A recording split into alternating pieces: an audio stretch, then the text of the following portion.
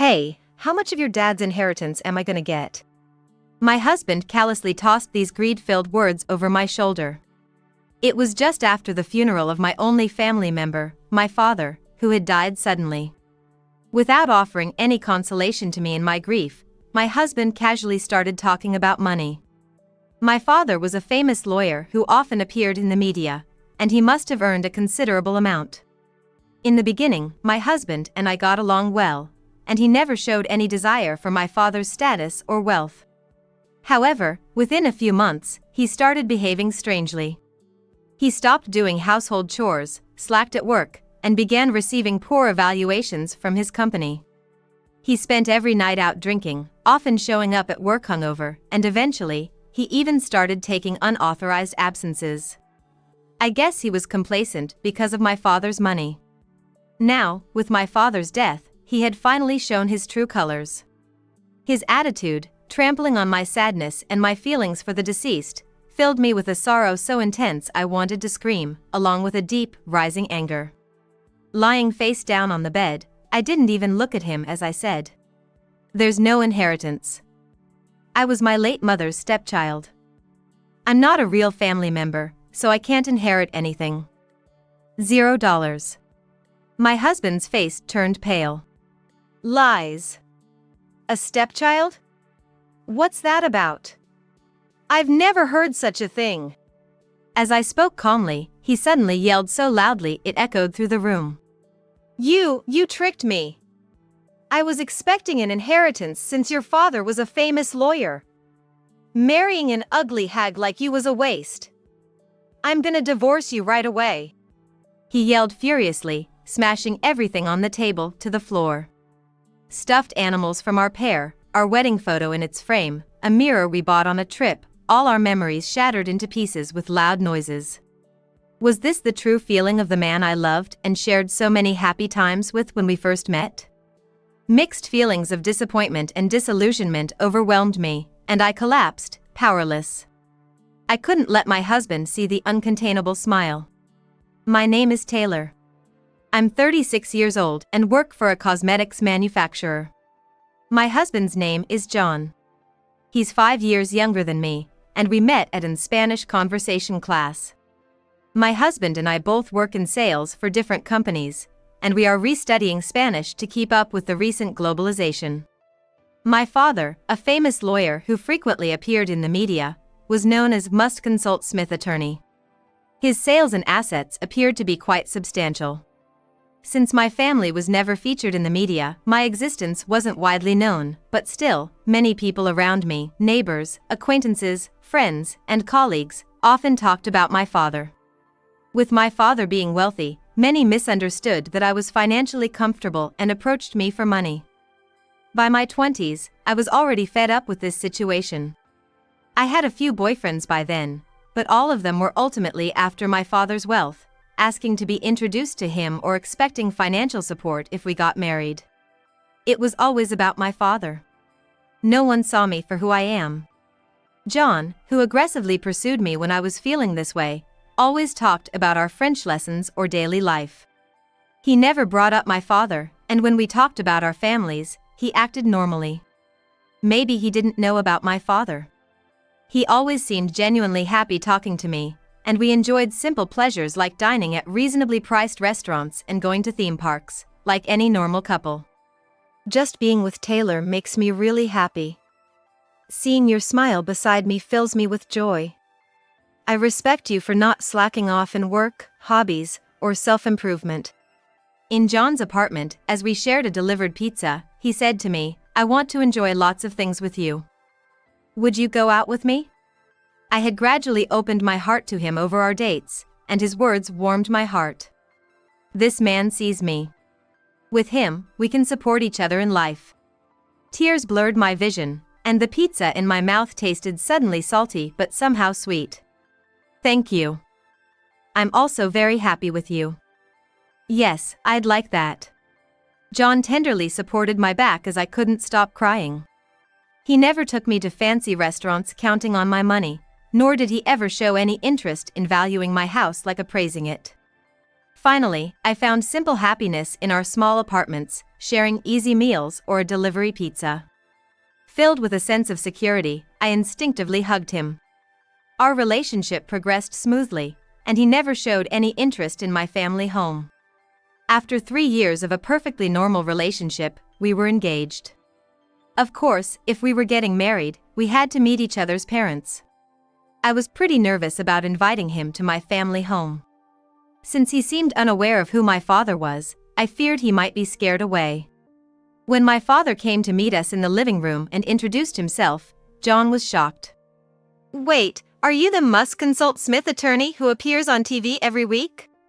John's mouth fell open in surprise, and my father laughed heartily. Haha. Yes, that's me. You're the first to date my daughter without knowing that. What a surprise! John apologized profusely, bowing to my father. "I'm sorry. I was clueless. Taylor never told me properly. I haven't taken her to nice places on our dates. I apologize for being rude to both your daughter and you." My father, with an unceasing smile, reassured him. "It's okay. You're dating and marrying my daughter, not me. Her life is hers. Don't worry about me. What's important is that you two support each other and have a life where you both feel happy." My father's demeanor, calm yet dignified, reflected his life experiences as a lawyer handling various challenging cases and his extensive media work. His profound humanity was palpable. Inspired by my father's words, John's eyes sparkled, and he straightened his back. "Yes, I might not reach your level of success, being younger and less reliable, but I'll do my best to make your daughter happy." My father looked at us warmly. And a few months later, we had our wedding and registered our marriage. Despite some relatives saying the wedding was modest for a famous lawyer's daughter, it was our wish to have a small, lovely ceremony with close family. We moved to an apartment to start our married life. We lived modestly and happily together. We both quit our Spanish conversation classes to save money, but I've been practicing my Spanish through work projects with overseas clients. John, seemingly unchanged, continued to work diligently in sales. I wondered what kind of life we would lead together. I wanted to travel and someday have children. I was looking forward to a happy future. I thought about this. But I began to wonder if I was the only one with these thoughts. A few months into our marriage, I started to notice a change in John's behavior. At first, John used to diligently help with household chores during nights and weekends, but recently, he doesn't even bother to take care of his own stuff. He leaves his clothes strewn about, his dirty dishes on the table instead of in the sink. Before, he would have promptly gone shopping when we ran out of everyday items, but now he just roughly tells me, "Hey, we're out of milk." What surprised me the most was his reckless spending. He used to be frugal, only splurging on Spanish classes for self-improvement. And he chose affordable places to eat and hang out. The joy was special when he splurged a bit on anniversaries. But now, he casually buys expensive watches and books reservations at fancy 3-star restaurants, places we've never even been to together, even when it's not a special occasion. When I confronted him about his spending, saying, "I understand wanting to indulge, but are we okay money-wise?" he just shrugged it off with, "I'm married now. I gotta live it up a bit, right?" Even when I warned him about saving for our future children and how his extravagant spending was troubling, his response was too carefree, "It'll be fine. We'll figure it out." I was frustrated with his irresponsible attitude. And then came the winter bonus season. My bonus hadn't changed much, perhaps a slight increase due to my hard work. But John's bonus was shockingly a digit less. He looked bitter, admitting it was about a third of the previous year. I hadn't heard of any significant downturn in his company or industry. So it was clear that the issue was with him. "You've been coming home late after nights out, sometimes hungover at work, and even oversleeping and being late, right? Maybe that's affecting your work?" I asked him cautiously. The point was that his attitude towards his work had become lax since we got married.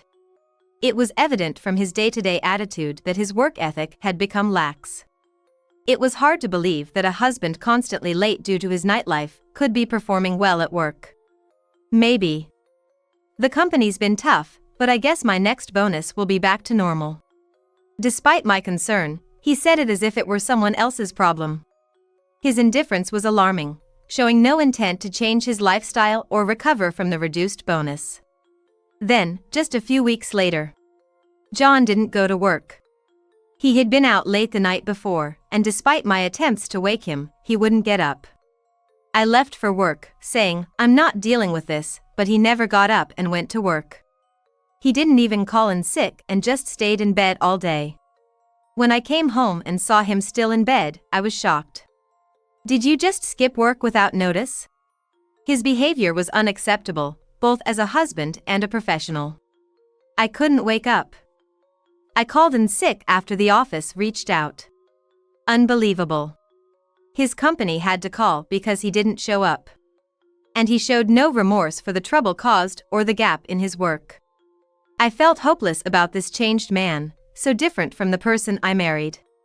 Do you realize what you've done? Your performance evaluation is down, you're always hungover or oversleeping, and now this unexcused absence. What if you get fired? I was so worried about his future, our future, that I couldn't help but raise my voice. What John said next left me speechless. "Then we can just borrow money from your dad, right?" In that moment, everything went dark before my eyes. When did John become the kind of man who relies on my father's wealth? He promised my father he'd help me find happiness together. He said he was happy just being with me, enjoying a modest life. How foolish I was to believe I could be happy with him. Now, it's all about the money. Just like those in my past. Why do people always get blinded by money? Was it a mistake to introduce him to my father before we got married? I was overwhelmed with disappointment, regret, sadness, and various other emotions. If this continues, I might even consider divorce. John didn't change his behavior after that. He received a stern warning from his company and stopped taking unauthorized absences, but he didn't stop his flashy nightlife or wasteful spending. When he impulsively bought expensive brand shoes and bags without thinking, I felt fear about what would become of him. As I worried about my own life, months passed by. Then one day, my father suddenly passed away. It wasn't an accident or incident, but a sudden illness. Of course, his work colleagues and the media were in an uproar, and everything around me became busy instantly. I had lost my mother long ago and had no siblings. My father was my only family. I was too busy to even cry until after the funeral, but once everything settled, I was overwhelmed with a sense of loss and sadness. My father, always calm and wise despite his busy career in media work, raised me alone and had always been my role model. Whenever I felt like giving up during exams or job hunting, I was encouraged by his dedication and willingness to learn. He was only 66, too young to die. As I was grieving in my room, John barged in without knocking. He hardly helped with the funeral arrangements, just idly playing with his phone while I was busy handling everything. I was already resigned to his behavior and couldn't muster the energy to scold him. As I sat crying on my bed, he stood there without even squatting down to my level and asked, "Hey, how much is the inheritance?" It's all about the money again. I was too fed up to answer, but he came closer and shouted, "How many millions? He must have left a fortune, right? You're his only kin, so the inheritance comes to us, right?" His face bore a disgusting, greedy smile. Thinking he'd become a millionaire overnight now that my father was gone. He dreamt of a lavish life without working, and his drooling, despicable face filled me with revulsion. I told him without even looking at him, "There's no inheritance." He immediately yelled back, "That can't be true. He just died suddenly, he couldn't have spent it all." "It's not that. I was a stepchild of my late mother. I'm not a real family member, so I can't inherit anything. $0. Just as I told him, I have no blood relation to my respected father. My father never publicized our family in the media, perhaps for this very reason. Lies. A stepchild? What's that? I've never heard this story before. He raised me until I became an adult, and we both cared for each other deeply. My mother passed away a long time ago. I just thought there was no need to mention it. There's nothing more to say to John. Instead of telling him to leave, I just sighed, and then he suddenly yelled so loudly it echoed through the room. You tricked me. Why do you think I've been sucking up to you and your father all these years? Give me back my last few years. What? I was stunned for a moment. What did he just say? Before I could ask, he started smashing everything on the table to the floor in a tantrum. Our couple's stuffed animals, the photo frame from our wedding, a mirror we bought on a trip, all our memories shattered with loud noises. You're so stupid. You probably thought I was a prince who fell for you without knowing anything about your father, right? It was all an act. A girl from our Spanish class recognized you and secretly told me everything. She said you'd probably been approached by guys after your father's money, so if I pretended not to know and played the pure love angle, you'd fall for it easily. I couldn't believe it. Unlike school or work, there's no need to expose one's identity in a hobby class, so I let my guard down. Since he never mentioned anything about my father in our French class, I believed he fell for me without knowing about him. He said I tricked him, but it turns out I was the one who was deceived. John clicked his tongue loudly. Damn it. How are you going to make this up to me? My life plan is ruined because of you. I've been acting like a good guy for 3 years, thinking I'd get an inheritance. Who would bother with an ugly old hag like you otherwise? He let loose now that his true colors were showing. I was so disillusioned, I had no energy left to argue back, my heart just turned cold. I was planning to divorce you once the inheritance was secure. I've been seeing someone for about a year now. I was going to marry her and build a nice house with the money, give her a life of luxury. His confession of lies and now an affair. I had to react. I looked up, my eyes wide, staring at him. What did you just say? A year ago? That's around the time we decided to get married. Yes. It's been almost a year since he proposed and we visited my father. You didn't start the affair because we got engaged, did you? Exactly. Who wouldn't want a young and beautiful partner? I had my eye on this girl for a while. Cute girls cost money, though. I couldn't afford her with my salary, so I had to secure our marriage. What a cunning plan. He used me and my father for his petty desires. All his nights out with friends or colleagues were probably dates with his affair. My heart pounded with anger, my fingers trembling with heat. My fingertips became hot and began to wince and tremble. Ah, what a loss. If there's no money, you're useless to me. We're getting a divorce. He spat out those words. I turned to him and calmly said, Of course. Who needs a man who deceived us and had an affair? Let's get divorced as soon as possible. And since you had an affair, I'll be claiming alimony. Reacting to the mention of money, he started to rage again. Alimony. I should be the one getting that. I've been the one deceived. And do you have any proof of the affair for the lawyers? Any photos? Recordings? You've got nothing, right? Despite feeling like my insides were boiling, I tried to remain composed as I spoke. You're right. Since I can't produce any evidence, alimony might be difficult. So I won't claim it. There's no inheritance, so there's no property to divide either. Just promise me you'll never involve yourself with me or my family again. That's enough for me. John responded with emotionless eyes. Fine, that works for me. I never want to deal with you again. With that, he left the room, deliberately slamming the door loudly behind him. Later that day, I asked him to sign the divorce papers and a reminder that he would not be involved with me in any way in the future, as we had discussed the day before, and we were easily divorced. Having lost both my father and husband in just a few days, I returned to my family home, feeling empty. My father's presence still lingered in his room, and I cried there once more. After my bereavement leave, I I returned to work and started getting used to living alone at my family home. Gradually, my life returned to its peaceful routine. About 2 weeks later, my phone started ringing off the hook all day long. I set it to silent mode at work to avoid disturbing others and kept it in my locker, but at home, the constant calls were a nuisance. The caller was always John. I ignored him for several days, but he was so persistent that I decided to answer just once, hoping it would put an end to his incessant calls. As soon as I pressed the call button, John started yelling from the other side. You really fooled me back then. There must be an inheritance after all. Why didn't you give it to me? His loud, angry voice was so unpleasant that I instinctively moved the phone away from my ear. The TV in the room was broadcasting news.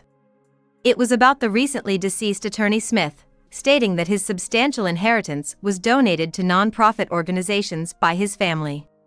John must have seen this news and realized there was indeed an inheritance, and now he was furious. There was actually a bit of a lie in the story that there was no inheritance to be inherited because there was no blood relation. While I had no blood relation to my father, my parents did formalize an adoption when I was in elementary school. My father, a successful attorney, had prepared a will stating that all his inheritance would go to me. Of course, being drafted by a professional attorney, it was legally sound. When my father passed away, John was already living a wasteful and lazy life. I kept silent about the inheritance to prevent him from squandering it without working. And what about that amount? $4 million.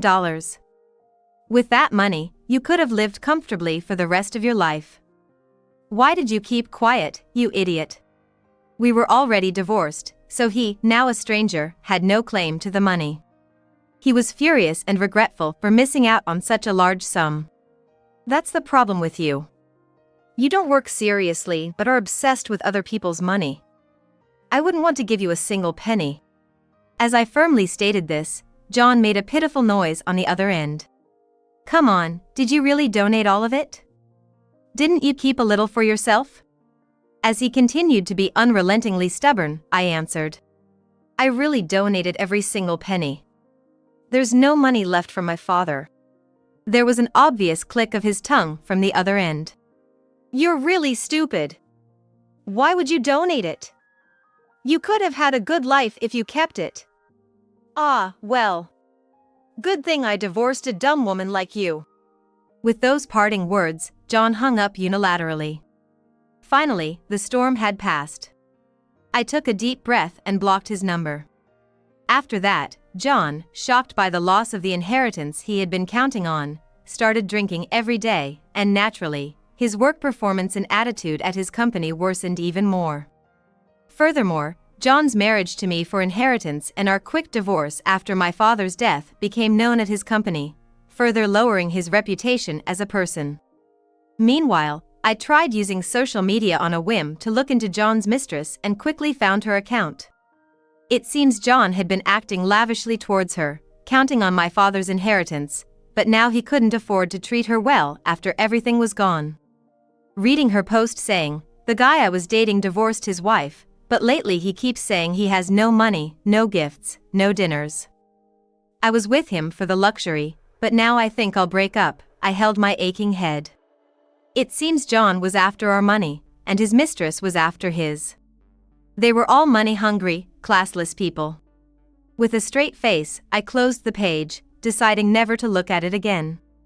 About 3 weeks after our last phone call, an unexpected visitor came to my office. A staff member came to fetch me, looking troubled, and in the hallway stood a much paler John. "What do you want, showing up at my office?" I asked in a stern voice, and John looked at me with a sycophantic smile, laughing. "After thinking, your bonus went up when mine went down, right? So, you must have some savings, even without your father's inheritance?" I was stunned, not expecting him to bring up my money. I'm in debt now because of all the shopping and drinking on credit. If this continues, I'll be in trouble. Can you help me out a little? Please? He pleaded, clasping his hands. Just when I thought he had finally given up on my father's inheritance, he now shamelessly comes asking for my savings. I almost felt dizzy from his audacity. Of course not. I said directly.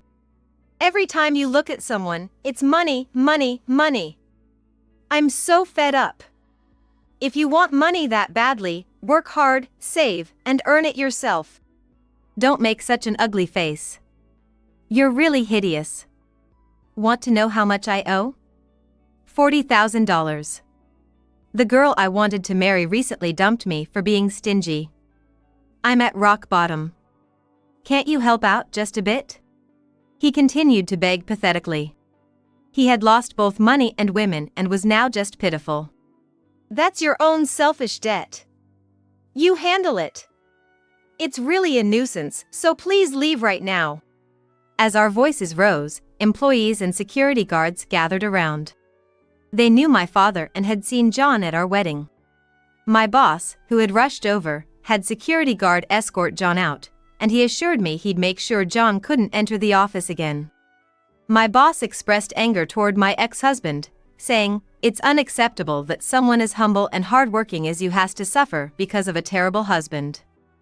He sympathized with me while openly showing his disdain for my ex.